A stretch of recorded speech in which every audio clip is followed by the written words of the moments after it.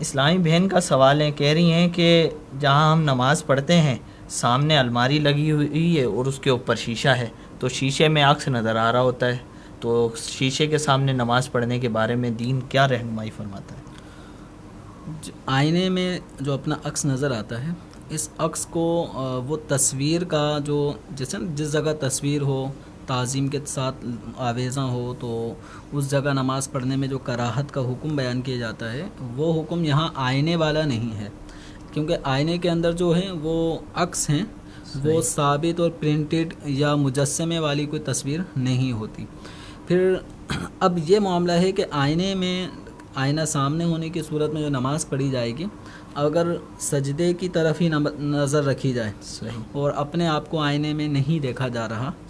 تو نماز میں کوئی حرج نہیں ہے۔ البتہ اگر نماز پڑھنے میں بار بار نظر اگر آئینے کی طرف جاتی ہے اور توجہ بڑھتی ہے تو اب کراہت تنزیہی کا حکم آئے گا کہ نماز میں ایسی مشغولیت کو ساتھ ساتھ لے کے چلنا کہ جس سے نماز میں توجہ بڑھ رہی ہو، تو اس سے کراہت کا تنزیہی کا حکم بیان کیا جاتا ہے۔ تو جو آئینہ ہے اور آئینے میں اپنی تصویر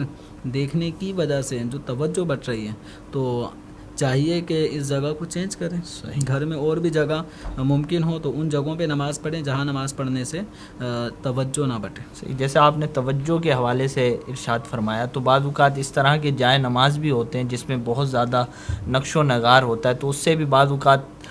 توجہ بڑھ جاتی ہے، تو ان کے اوپر نماز پلین جائے نماز ہو، صحیح، یعنی اس میں بہت زیادہ نقش و نگار نہ ہوں، تو اس میں توجہ بٹنے کے معاملات قدر کم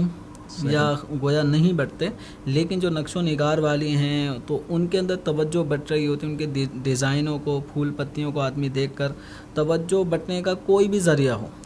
چاہے مطلب یہ جائے نماز ہو یا سجدے والی سامنے کی طرف جو جگہ ہے اس جگہ پہ کوئی ایسی چیزیں رکھی ہوں کہ جن کو دیکھنے سے توجہ بڑھتی ہے، یا بس اوقات اخبارات یا کوئی کتابیں رکھی ہوئی ہیں،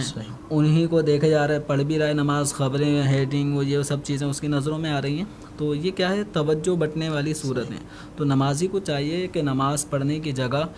پہ غور کرے کہ کوئی ایسی چیز تو نہیں ہے کہ جو اس کی نماز میں توجہ کو بٹا رہا ہو۔